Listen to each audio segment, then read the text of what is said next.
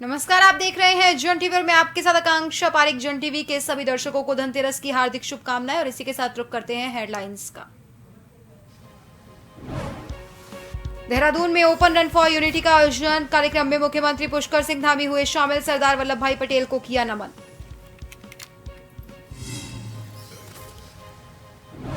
केदारनाथ उपचुनाव का रण। नामांकन का आज आखिरी दिन। बीजेपी कांग्रेस के दोनों प्रत्याशियों ने कल भरा था पर्चा। 4 नवंबर के बाद जारी होगी अंतिम सूची।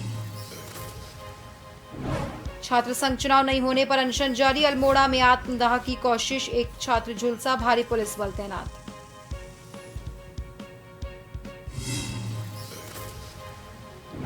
नशा मुक्त देवभूमि अभियान के तहत कार्रवाई। पिथौरागढ़ के जंगलों में पुलिस की रेड। कच्ची शराब की भट्टियां की नष्ट। एक आरोपी गिरफ्तार।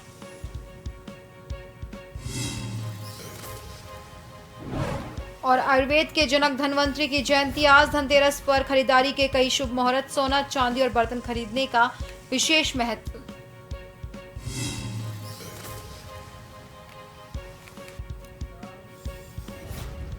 और अब खबरें विस्तार से। मुख्यमंत्री पुष्कर सिंह धामी ने सरदार वल्लभ भाई पटेल के जन्म दिवस के उपलक्ष्य में पवेलियन ग्राउंड देहरादून के open for unity cross country दौड़ में प्रतिभाग किया। मुख्यमंत्री ने सरदार वल्लभ भाई पटेल को श्रद्धांजलि अर्पित की और कहा कि उन्होंने अपने जीवन का प्रत्येक क्षण देश की एकता और अखंडता के लिए समर्पित कर दिया। उनका संपूर्ण जीवन हमें राष्ट्र की प्रेरणा प्रदान करता है। मुख्यमंत्री ने कहा, रन फॉर यूनिटी का आयोजन हर साल 31 अक्टूबर को सरदार पटेल की जयंती पर ही होता है। इस साल उनकी जयंती के साथ दीपावली का संयोग होने की वजह से रन फॉर यूनिटी का आयोजन 29 अक्टूबर को हुआ।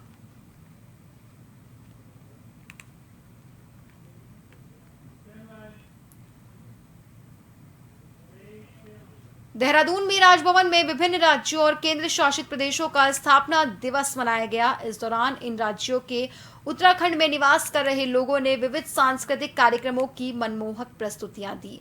जिन राज्यों और केंद्र शासित प्रदेशों का स्थापना दिवस मनाया गया उनमें आंध्र प्रदेश, मध्य प्रदेश, तमिलनाडु, केरल, कर्नाटक, छत्तीसगढ़, हरियाणा, पंजाब, चंडीगढ़, दिल्ली, पुडुचेरी, अंडमान निकोबार द्वीप समूह, जम्मू कश्मीर, लद्दाख और लक्षद्वीप शामिल है। राज्यपाल गुरमीत सिंह ने इस कार्यक्रम में प्रतिभाग करते हुए सभी राज्यों और केंद्र शासित प्रदेशों के लोगों को स्थापना दिवस की बधाई दी।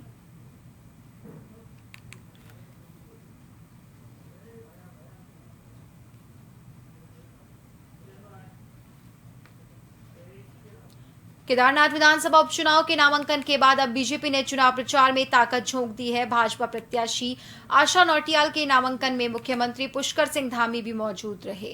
सीएम पुष्कर सिंह धामी ने केदारनाथ विधानसभा उपचुनाव को लेकर मीडिया से बात करते हुए कहा कि केदारनाथ में बीजेपी ने जमीनी स्तर पर काफी काम किया है। भाजपा के कार्यकर्ता सभी क्षेत्रों में लंबे समय से मेहनत कर रहे हैं। केदारनाथ की जनता के लिए राज्य सरकार ने जो काम किए हैं उसी के आधार पर जनता बीजेपी को अपना आशीर्वाद देने जा रही है। मुख्यमंत्री ने कहा कि बड़े पैमाने पर मातृशक्ति भाजपा प्रत्याशी आसान नौटियाल को अपना आशीर्वाद देगी।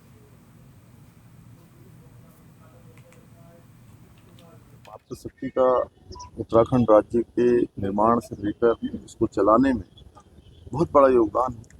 और केदारनाथ क्षेत्र में चूँकि मातृशक्ति के उत्थान के लिए, हमारे नौजवानों के नवाचार के लिए, वहाँ की केदार घाटी और केदार क्षेत्र के ब्रांड के लिए बहुत असीम संभावनाएं हैं। और वहाँ पर चूँकि चुनाव ऐसे समय में हो रहा है, वहाँ की जो विधायक की स्वर्गीय शैला रानी का देहांत हो गया आकस्मिक रूप से, और उसके बाद वो सीट पर चुनाव की स्थिति आई है। और अभी जो प्रत्याशी हैं आशा नौटियाल, उन्होंने भी 2 बार पहले उस क्षेत्र का प्रतिनिधित्व किया है और बहुत सहज सरल है, लोगों के लिए काम करती है निश्चित रूप।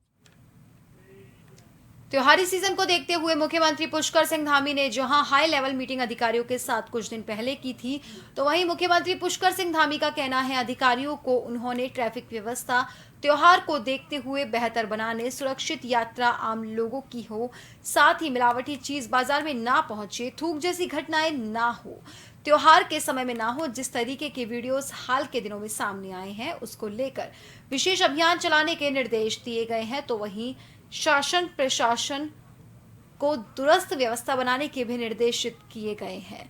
राज्य की सीमाओं में चेकिंग अभियान निरंतर चलने के निर्देश दिए हैं। मुख्यमंत्री पुष्कर सिंह धामी ने प्रदेशवासियों को धनतेरस और दीपावली की भी शुभकामनाएं दी हैं।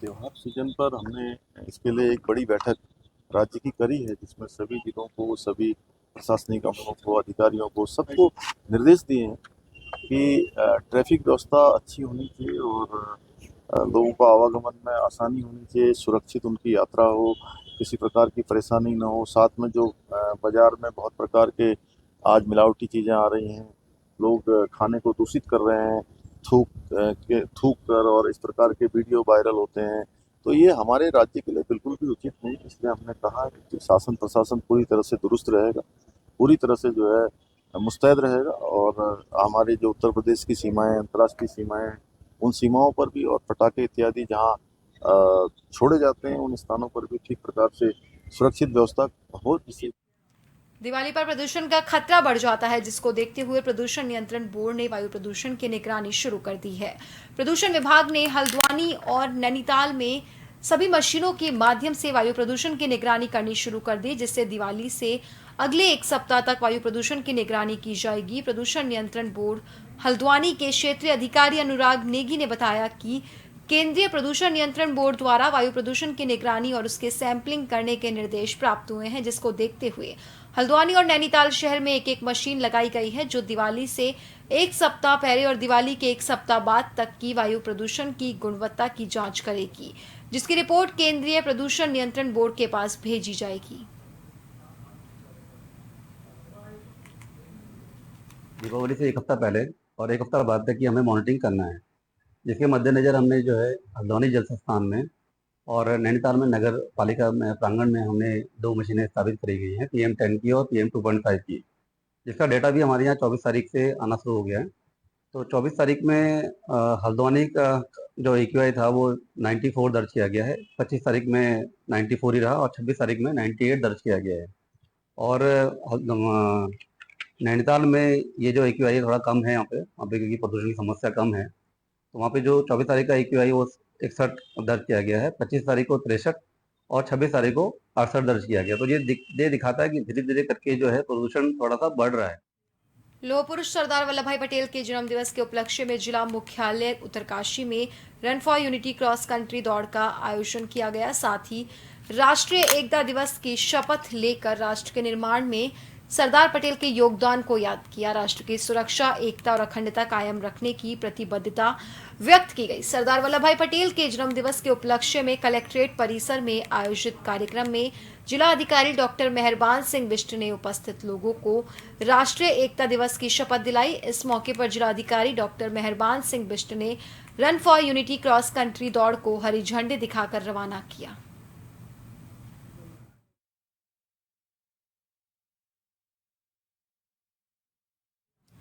लौह पुरुष सरदार वल्लभ भाई पटेल की जयंती को राष्ट्रीय एकता दिवस के रूप में मनाया जाता है। हरिद्वार पुलिस के द्वारा यह दिवस धूमधाम के साथ मनाया गया। अंग्रेजों से मुक्त होने के बाद हैदराबाद, जम्मू जैसे स्थलों को जोड़ो भारत एकता सूत्र में बांधने वाले महान स्वतंत्रता संग्राम सेनानी और स्वतंत्र भारत के प्रथम गृह मंत्री लौह पुरुष स्वर्गीय सरदार वल्लभ भाई पटेल की पुण्यतिथि हर भारतवासी याद रखता है। आपको बता दें, इस मौके से पूर्व पर पटेल जी की याद में पूरे जनपद में पुलिस फोर्स द्वारा कार्यक्रम आयोजित किए गए हैं। हरिद्वार SSP ने पुलिस अधिकारी और कर्मचारी गण को राष्ट्रीय एकता दिवस की शपथ दिलाई।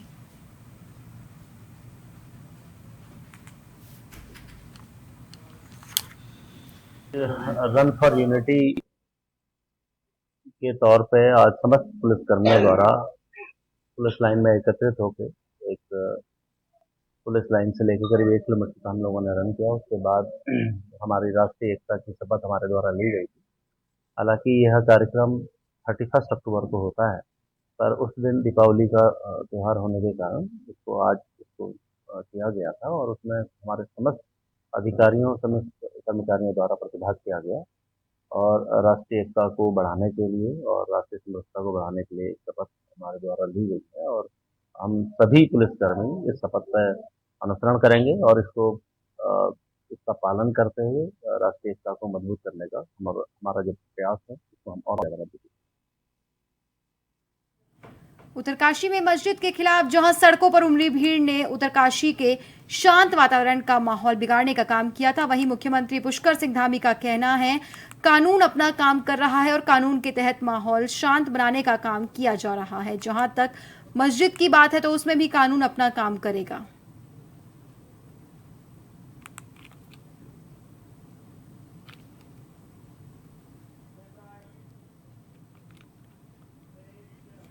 नारसन ब्लॉक के गांव भगवानपुर चंदनपुर में एक फाउंडेशन की ओर से ग्राम प्रधान के आवास पर आंखों का निशुल्क कैंप लगाया गया, जिसमें सैकड़ों लोगों ने लाभ उठाया। तो वहीं 12 लोगों को आंखों के ऑपरेशन के लिए चिन्हित किया गया, जिन्हें कल गाड़ी से हॉस्पिटल ले जाया गया, जहां उनका ऑपरेशन कर लेंस लगाया जाएगा। ग्राम प्रधान नौशाद अहमद ने बताया कि समय समय पर ये कैंप इस गांव में लगाया जाता रहा है, इससे लोगों को काफी लाभ मिल रहा है और इस तरह के कैंप आगे भी लगाए जाते रहेंगे।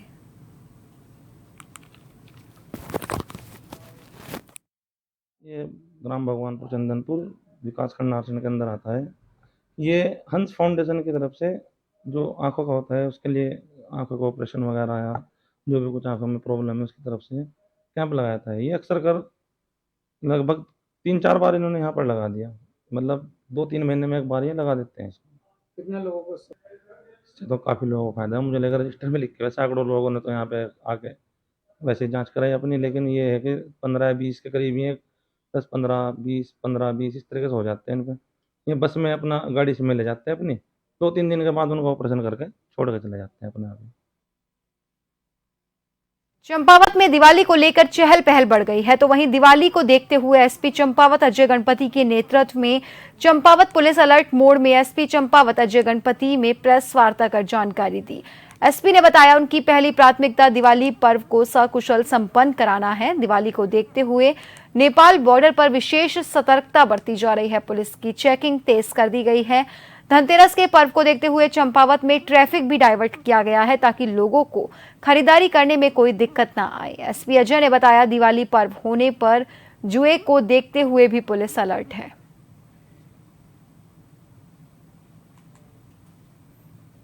दिवाली में क्योंकि त्योहारों के सीजन में काफ़ी भीड़ मार्केट एरिया में रहती है, तो इसके दृष्टिगत हमारे जो मेन मार्केट एरियाज हैं, ऊपर हमारे चंपावत, लोहाघाट, नीचे टनकपुर, बनबसा, यहाँ सभी मार्केट एरिया में कानून व्यवस्था अक्षुण्ण बनी रहे, इसके लिए हम लोगों ने पैदल गश्त के लिए सभी को निर्देश दिया है। इसके अलावा भी ड्यूटीज़ हर जगह पे ट्रैफिक ड्यूटीज़ भी तैनात है। आज धनतेरस के मद्देनज़र हम लोगों ने एक डाइवर्जन प्लान किया हुआ है, जिसमें हेवी व्हीकल जो पिथौरागढ़ से आने वाले हैं वो मेन मार्केट से ना होते हुए दूसरे डाइवर्टेड रूट से आएंगे।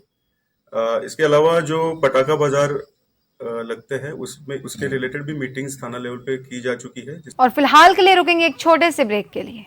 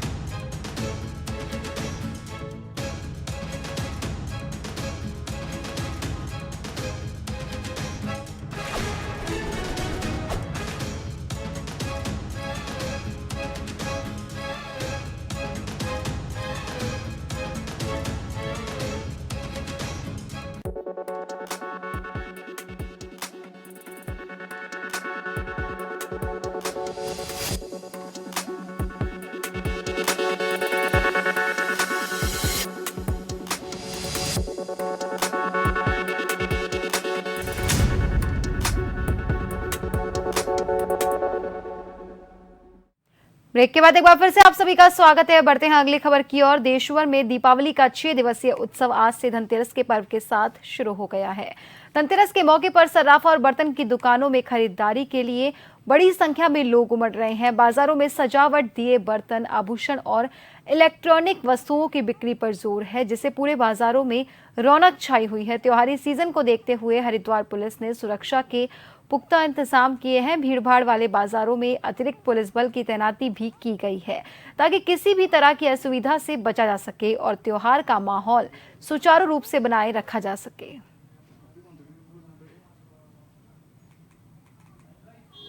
कोलकाता वाला ना आ गया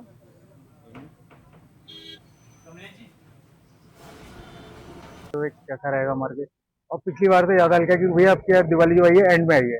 अभी क्या है करवा चौथ गया है, सारी मतलब जो पैसे वैसे उधर सैलरी आती है 1-2 तारीख को, अब जो सैलरी इनको पहले दे देते हैं तो फिर काम चले थोड़ा सा। और अभी तो मार्केट जो पहले रौनक होती थी अभी इस बार ऐसा कुछ भी नहीं है। क्या इस बार नया है मार्केट के अंदर, क्या क्या देखने को मिलेगा मार्केट में? जैसे आपको जी लक्ष्मी ये अभी वैरायटी आई है भैया, नहीं पैटर्न इस टाइप के हैं। और अभी इस बार भैया ज़्यादा माल इसलिए भी नहीं लेके आएगी, मतलब लग नहीं रहा था कि मतलब इतना खींचेगा। लोग क्या खरीदना पसंद बड़ी मूर्ति वगैरह है और बाकी ये आपके चीज बल्ब वगैरह लग रहे हैं ये सब हैं। इस बार मार्केट में काफ़ी कुछ नया देखने को मिल रहा है, जैसे कि नई टाइप की झालर आई हुई है और इलेक्ट्रिक कैंडल्स आई हुई हैं, तोरण आई हुई है और फैंसी आइटम्स आए हुए हैं, तो उन सबको लेना ज़्यादा पसंद कर रहे हैं लोग। कितने दिन पहले?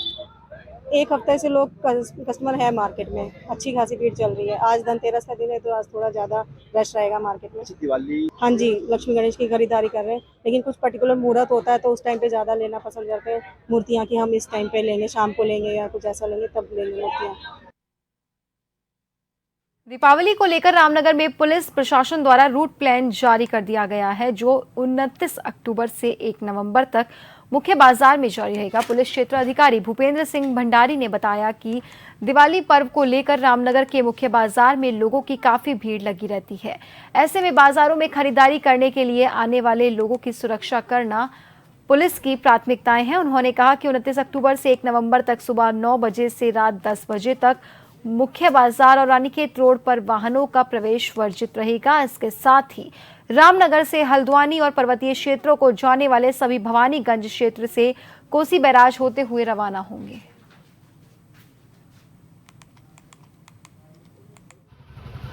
देखिए, सबसे पहले तो मैं पूरे रामनगर क्षेत्र उत्तराखंड वासियों को मैं दीपावली की बहुत हार्दिक शुभकामनाएं देना चाहता हूं।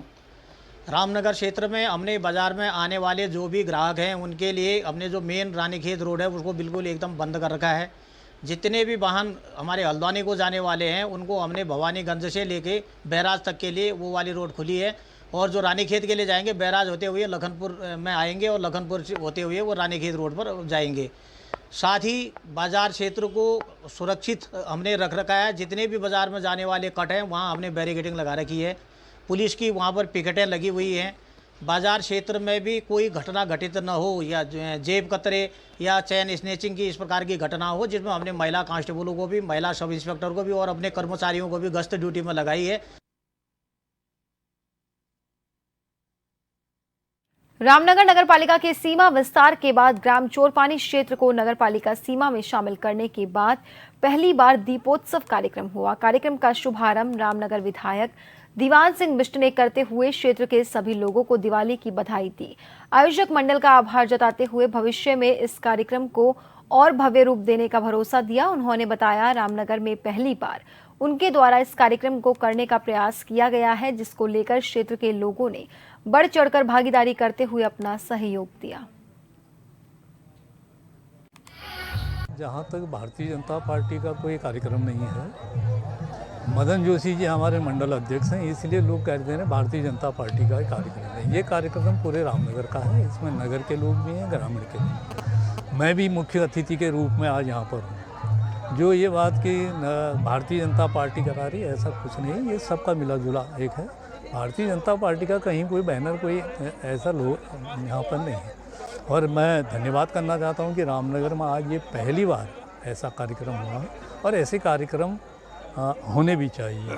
दीपोत्सव है, मैं तो बड़े बड़े कार्यक्रम देखे हैं, 51,000 के देखे हैं, 1,01,000 का कार्यक्रम दीपोत्सव मैंने देखा है। मुझे बड़ा मन करता है राम की नगरी में ये काम करने का। राम महोत्सव हमने पूरे उत्तराखंड में बहुत अच्छे से मनाया, तो मन में विचार आया कि दीपावली का जो त्यौहार है, प्रभु श्री राम जी जब लंका पर विजय प्राप्त करके सीता माता के साथ और भाई लक्ष्मण के साथ जब आए तो अयोध्या में बड़े धूमधाम से दीपावली बनाई गई। तो इस राम की नगरी को कैसे हम अयोध्या नगरी बनाए, तो एक छोटा सा प्रयास चोरपानी में कम समय हमने किया है।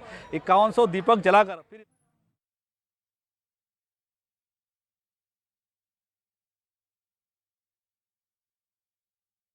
दिवाली पर्व को लेकर बाजार में पूरी तरह से रौनक है। चहल पहल के साथ दुकानें सजी है। प्रशासन भी पूरी तरह से अलर्ट मोड पे नजर आ रहा है। जसपुर कोतवाली ने अमन शांति के साथ दिवाली मनाने की अपील की और सुरक्षा दृष्टि हेतु कुछ निर्देश भी जारी किए। आतिशबाजी की दुकानें, पायते बाले, बड़े शिव मंदिर, खुले मैदान, तहसील रोड पर लगाए जाएंगे, जहां सुरक्षा व्यवस्था के पूर्ण इंतजाम किए जाएंगे। मुख्य बाजार में पुलिसकर्मियों की सुरक्षा के लिए ड्यूटीज भी लगा दी गई हैं।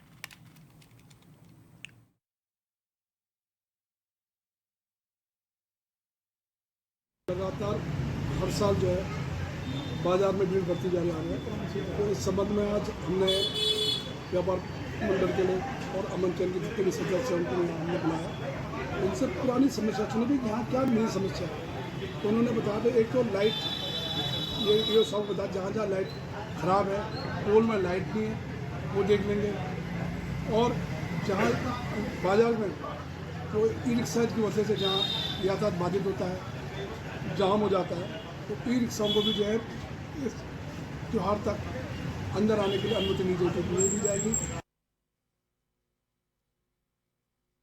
और फिलहाल के लिए बुलेटिन में इतना ही। बने रहिए जन टीवी के साथ। नमस्कार।